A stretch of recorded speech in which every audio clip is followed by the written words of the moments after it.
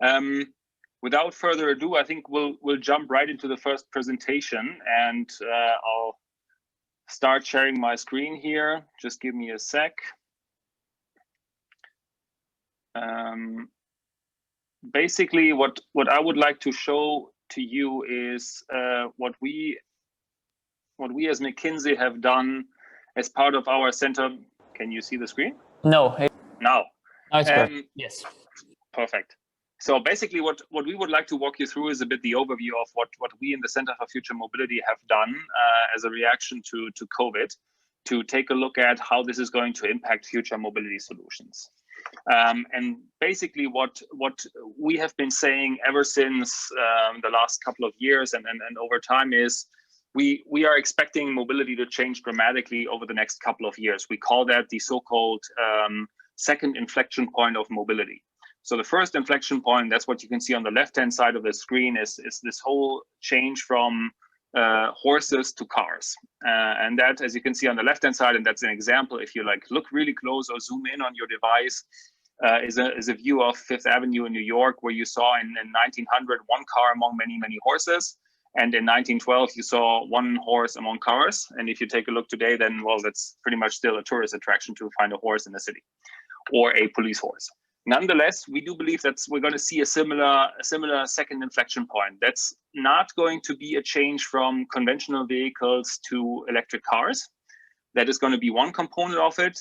But if you were to ask me, I think this is going to be a change from, at least in many countries, and especially if we look at the US, mobility being on a similar level or meaning and representing cars, to mobility meaning and representing multiple things. And that can be multiple things within one trip, as in an intermodal journey, but it can also be multiple things that you use for different occasions, depending on whether it's in the morning and depending on the use case and depending on many other factors. We've always talked, and that's what you see on the right-hand side, about the ACEs. So autonomous driving, connectivity, digitization, shared mobility, and electrification. And for sure, these are four technology trends that are going to be driving this to a certain extent. So there is going to become technology available that is going to make it easier for us to get from A to B in a fashion that is not, you go into your car, you drive wherever you want to be, you search for parking for 15, 20 minutes, and then you're there, or at least close to your destination, but doing it in a smarter, more eco-friendly, more sustainable, and probably also more pleasurable and maybe even cheaper way. On top of these technology trends, we also always look at two other factors. We always look at consumer preferences that we see changing, and we also look at regulation that is going to drive how we actually are allowed to go from A to B and how we are incentivized to use or not use certain modes of transit. Going a bit deeper on the ACEs and talking about the technology disruption, when COVID first hit, we basically thought, okay, is this now going to be an acceleration, a deceleration? What is going to happen? Net, we do believe that there's not going to be a fundamental change due to COVID for a couple of reasons. And let me walk you through them one by one while we go through the ACEs. So yes, there has been a certain delay in autonomous driving, but here we're thinking months rather than years. And we also do believe that the consolidation that is expected in the industry, especially on the side of the tech companies, might even increase the pace net, simply because there is more talent available for fewer companies that quote unquote survive. And therefore, we might in the end be able to even accelerate because the talent is more consolidated. One last notion on autonomy. I think there's another thing that emerged from the pandemic. I think we have a clear split now between potential future winners and companies that may not win. And especially when you talk about robo-taxis and robo-shuttles, so sort of shared autonomous vehicles or commercial autonomous vehicles, we have a strong belief that the tech companies are going to be on the winning end, and the OEMs and the traditional auto industry are either suppliers, not necessarily so much. Talking about connectivity and in-vehicle infotainment, there's also going to be a certain consolidation in the market, and companies might be more inclined to actually look at buy rather than build. So like some OEMs have already announced that they're now outsourcing or giving out their infotainment stack in the vehicle to companies like Google Automotive Services or other players. That we will see accelerate going forward. Electrification, probably one of the trends that is a bit more relevant for this specific session. we do see a mixed picture globally. So for sure, Europe and China are on a good trajectory, maybe even accelerating due to further regulations. In the US, it's a bit more uncertain. I think the what is happening in the next couple of weeks, and especially beginning of November, might also have an impact here. But in the end, we do believe that net and on a global scale, and then again, especially for Europe and China, this is accelerating. And then last but not least on sharing, and I think shared mobility is a bit of a broad construct and it has many sub-verticals, and happy to comment on that as well. But in the end, we do believe that hygiene will get higher importance. So we'll talk about it in a minute, but among the factors that people apply to choosing a mobility option, hygiene has become top of the list for most folks. And then at the same time, we do see significant restrictions being put into place for private vehicles. When I say significant restrictions, I'm now in my office in Frankfurt today. If I look outside of my window, I can already see 4 main roads in Frankfurt that have been converted from a 2-lane road for cars to a 1-lane road for car and a lane-wide bicycle pathway. And that's, while it in some areas of the city, it might look not permanent, I guarantee you this is going to be permanent, and we're going to see a shift of the city towards more sustainable mobility. Net, if we take a look at sort of 4 big things that are emergent. So, and I think I hinted at that already. So number 1, health, safety, and reliability are going to be key for the customers. So all of the transport options that can guarantee that you have social distancing will win over others, and customers might also be willing to pay a premium for this. The question is in the end, and we've been asked this quite a lot of times, what happens if everybody starts working from home now? We've looked into that.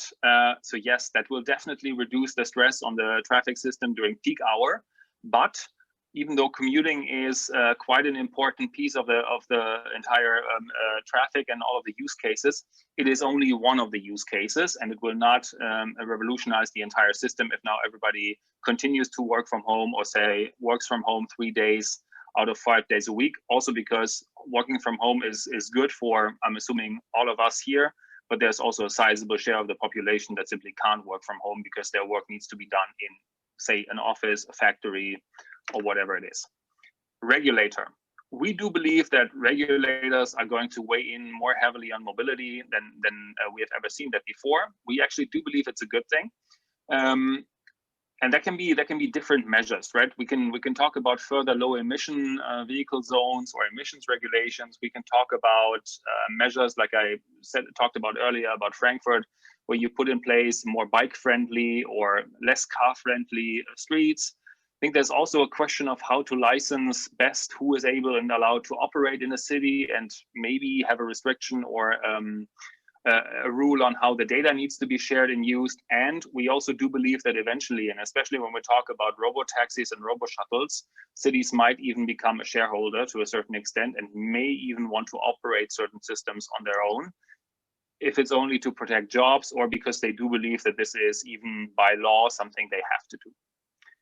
Talking about innovation, we do believe that innovation is going to change, especially when it comes to the automotive industry, but also in other areas. For sure, some developments are going to be accelerated. Take electric vehicles, for example, and that doesn't only hold true for electric vehicles in the pass car space, but I was talking to a client earlier who said, hey, we're making these electric powertrains for buses and for trucks, and we can't make them fast enough at the moment because actually the cities are demanding lots and lots of city buses that are electric, but we're not able to deliver. And also the OEM, so the people who basically are the companies that make the vehicle shell in that case aren't able to deliver as well.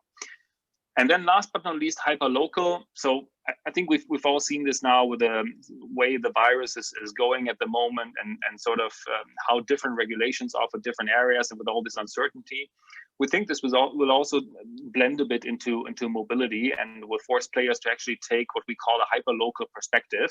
So in the end, come up with a very specific, very dedicated plan for each city, region, however you want to cut it. But net, we will see more of a patchwork type of thing with mobility emerging. Just a couple of quick thoughts on mobility, and a couple of data points, right? I mean, obviously, as a McKinsey consultant, I can't come without any data.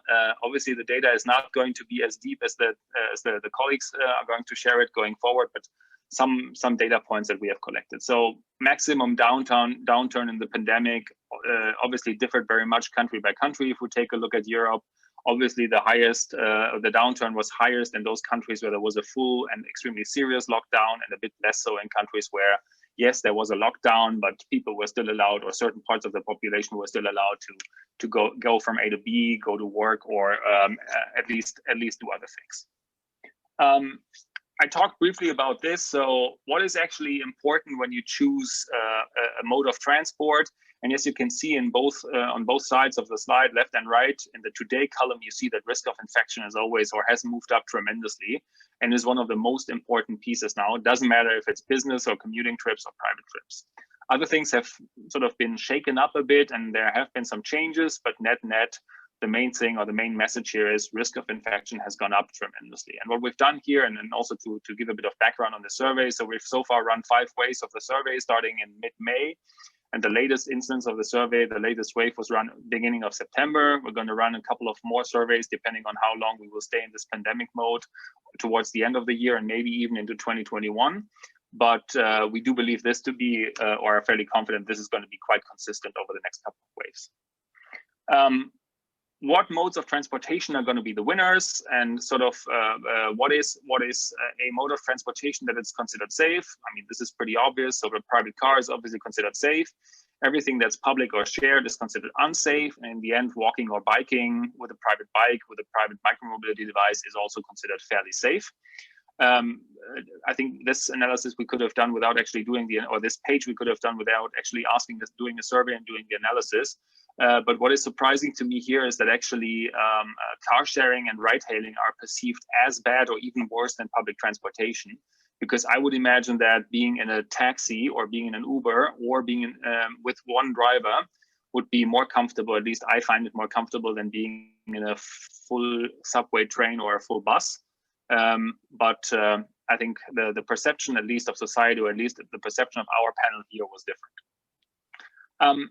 Moving on to modal mix, what we did here is we asked basically, how is modal mix going to change, and how is your transportation pattern going to change once you go back to the next normal versus before COVID? And what you can see net is, one, obviously huge differences geographically, China being a bit more aggressive on shared mobility, but net, the big winner here is walking or biking, because that is a net positive across all geographies, especially strong in Germany. We use Germany here as a proxy for Europe, and then also especially strong in the US, which is a bit surprising if you take a look at let's say how well the infrastructure for biking is established in especially many US cities and in the rural areas. Net also, shared mobility is a bit of a winner with public transport depending on geography. And the private car, and that's surprising for Germany, is actually almost negative here, right? So we didn't expect that to happen, especially because folks are always saying, people are going to use the private car more going forward because you're going to replace long distance trips in trains and buses and planes with a car. But net, it looks to be a wash for Germany. The regulator, and I noticed that we're starting to run out of time. That's also because I started 5 minutes late. But let me speed up even further here. So talking about the regulator, what we have seen, and talking a bit about electric vehicles, is that yes, and I talked about this already, the US is going down a bit and EV sales are stagnating, but we do see some market momentum happening in China and in Europe, and we also expect this type of market momentum to actually continue, so that the market share and even the absolute numbers, and especially the market share of electric vehicles, are actually going to get higher. One anecdote, my team that is modeling the electric vehicle market and has our electric vehicle forecast said, for the first time, we now have such high numbers in electric vehicle penetrations that we need to completely change the model algorithm, because it was built in Excel, but that's a different story, because we have never seen this type of penetration and hadn't anticipated yet. So there's now also some causing some anxiety within the folks at McKinsey. We talked about regulation, and this is just an example, right? We do see an example here of multiple cities that have done things. I could also, pick 15 different cities. I could also do a map of 200 cities globally, but in the end, the message is things are happening. There's lots of traction going into the bicycle network, especially, and this notion of changes or extensions of the bicycle network, that is, in my mind, going to drive two things. One, That's an easy one. It's going to drive adoption of bikes. And when I say bikes, this means bikes, e-bikes, e-cargo bikes, and others as well. I think it's also going to drive micromobility, as in shared e-scooters. So all the birds, limes, and so on. And this will not only be a shared phenomenon, but also an owned phenomenon. And then last but not least, this is going to give way to completely new vehicle concepts that you can ride either only on the bike lane or on the bike lane on the road. And I think there's a couple of cool examples out there. I recently saw a presentation by a company named Canyon. I also found that interesting because the founder said in the interview that he had used a McKinsey data point to actually start the business, or at least not start the business, but to get motivated about starting the business, which I like very much, of course. But I think net we're going to see a totally different mix of vehicles on streets. And if you ask me, I think the cargo bike is already, the e-cargo bike is already a very, very good form of transport that actually is able to replace a car, especially if you have a combination between an e-cargo bike and potentially a shared mobility package that you pay a couple of €100 for every month. And then you have access, or you would have access to a car if you needed, to an Uber or an Uber-like model, a taxi, public transit, of course, or also any kind of other shared mobility modes. Talking a bit and very briefly about innovation, I'm going to give one perspective here on autonomous driving, right? So what we took a look at it is how have announcements on autonomous driving technology being shifted over the last couple of months. And there's two messages here. So one is, yes, companies have shifted. So both the new players have postponed it quite significantly vis-a-vis their announcement 3 years ago. And that's also holds true for the premium and the volume OEMs. But at the same time, we also do believe, or we do see that the announcements are still there and they're getting there. So if we believe this chart, then in 2021, we're going to see sizable adoption or sizable introduction of autonomy, especially from the tech players, and then the OEMs are also quite confident that they can introduce something by 2023. Let's see. There's a couple of folks that say autonomy has always been 5 years away or 2 years away every single year, and then it's always been pushed out. So it's always been 5 years away or 2 years away, same as hydrogen, by the way, but there the number is 10 years. I honestly think we're getting closer, probably not at the speed at which we thought we would be getting closer if you had asked me in like 2018. Or 2017, but we are getting closer. I will skip this and then talk briefly about hyperlocality of mobility. It's a difficult page. I'll walk you through it. Net, what we have done is in our model is we've looked at 2,800 cities globally and taken a look at what the modal mix is, quote unquote, today or 2019. That's what you always see in these left columns over here. I'm trying to use my mouse to show it. Not sure if it's really working. And then we've taken a look at how this is going to develop over time until 2030, and that's always the right column. How we have done it is we've taken a look at 2,800 cities, and here we have shown 6 city archetypes, which are representative of various cities in that specific region. So we have the Western metropolises in Europe, which is representative of London and Paris and a couple of other cities. We have the tier 1 cities in China, using Beijing as an example, and we do the same in all the other continents as well. The high level message here is, if you take a look at this dark blue bucket, which is the private car, this is going down in every single geography in terms of modal mix share. You also see that this bluish and so greenish, bluish, and light bluish bucket, which is basically the sum of public transit. We split it up into rail or fast transit and then bus, is also changing differently. And in many countries it is going, or in some countries it's going down, like in Europe. In other countries it is increasing a bit, depending on increasing a bit. And what is this driven by? This is mainly being driven by this reddish bucket here, which is what we call robo-taxis and robo-shuttles. So any kind of autonomous form of transport that we believe is in this scenario, and again, we have 27 scenarios that look at different rates of adoption, is actually going to be a sizable factor in many of these city archetypes, especially so in Europe.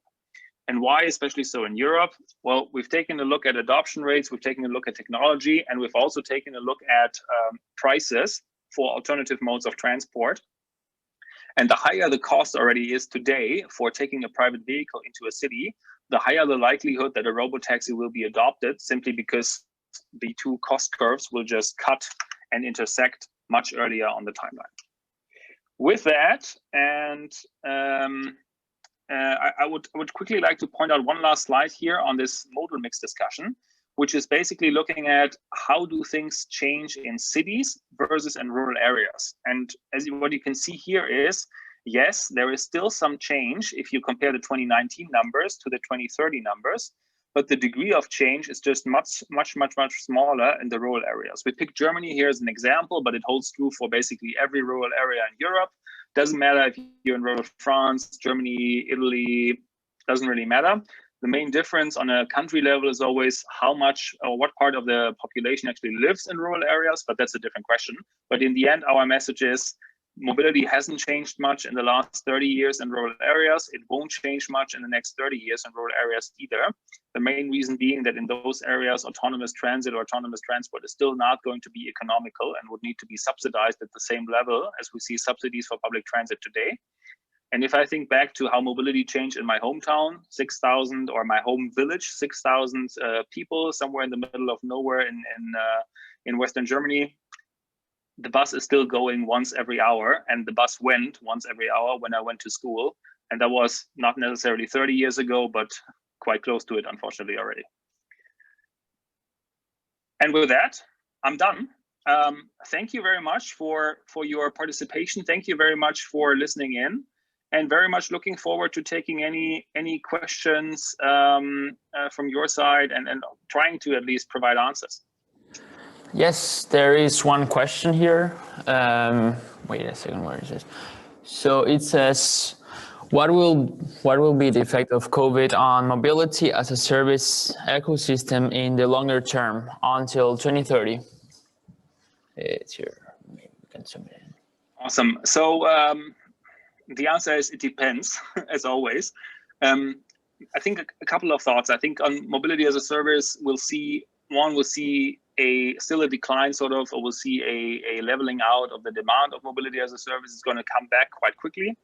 I think if you take a look at mobility as a service aggregated across the different mobility as a service modes, we'll see growth and we'll see acceleration. The main reason being, in the end, not technology and not consumer adoption, but regulation, because we do believe that regulation has accelerated with COVID. The let's call it car unfriendliness, or at least the desire to reduce the role of a vehicle in a city has increased, and therefore, I mean, the miles need to go somewhere, or the mobility demand needs to go somewhere, and we do believe that even if autonomous driving were to take a couple of years longer to actually come out and increase that scale, we're going to see the advent of other modes of transport that are going to be profitable sooner than later. And to dig a bit deeper there and provide a bit of background is, take the city of Hamburg, just a random example, and take the Moja service.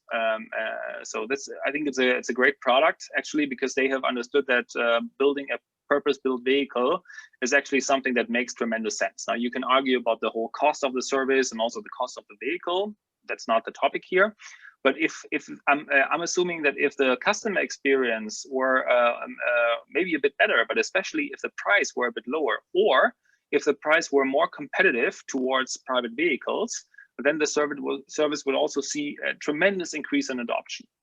And you can now argue they need to lower the prices. Might be difficult because they wouldn't be profitable. You could also argue that the city would simply need to make it more desirable to take these services by increasing, either directly or indirectly, the cost of taking a vehicle into the city. And that could be city tolling. It could be increasing the parking prices, both on-street and off-street, or at least giving an incentive or a tax on off-street parking, reducing parking spaces, introducing speed limits, making certain parts of the cities car-free. And Hamburg has already started only with the so-called Jungfernstieg, which is basically one short street, but it's going to create a certain impact there. And I think there's a couple of other regulations that that cities can do to actually make that happen. And even though these might all be unpopular, at least with a certain part of society, we strongly believe that this is going to happen, and it's going to accelerate even further, even though this might not necessarily be something that the automotive industry is looking forward to.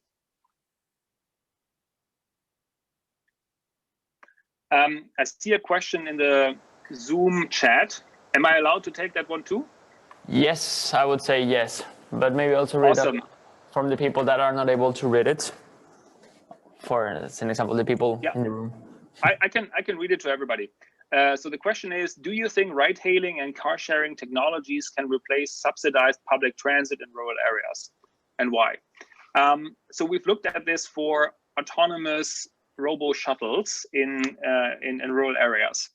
And this is why robo-shuttles, because in the end, this is going to be the lowest cost per mile that you can achieve if you have a bundled pooled shuttle that is sort of on demand and not on fixed routes, and at the same time, well, doesn't have a driver and therefore is considerably cheaper. The technology for that is going to go down cost-wise quite quickly. The rural areas are actually easier than downtown areas because you don't have so many edge cases and so on. Nonetheless, without public subsidies, it's going to be super difficult. So in my mind, the answer is yes, and it might also be able to save a couple of subsidies, but we will still need subsidies to make this happen at scale, or we would need a totally different way how to incentivize this type of usership. But the problem is in rural areas, the mobility is so fragmented and the trips are so fragmented and can be bundled so poorly, if you will, that it's actually going to be super difficult to get this done. There is one caveat: if now everybody starts moving to rural areas or suburban areas or something in between due to COVID, because the difficulty of commuting into the city or the pain of commuting into the city is not as high if you only have to commute 2 days a week rather than 5 days a week, that might change things and then the dynamic might change. But still, I don't believe that this is, or our data doesn't support the belief that this would be possible entirely without subsidies. But I mean, anything we can save on subsidies is still a good thing in my mind. And sorry, at the same time, make the quality better, right? Because any kind of autonomous shuttle that actually takes you from point A to point B on a demand-based logic is much better than any kind of bus that goes around the city once every hour, if at all.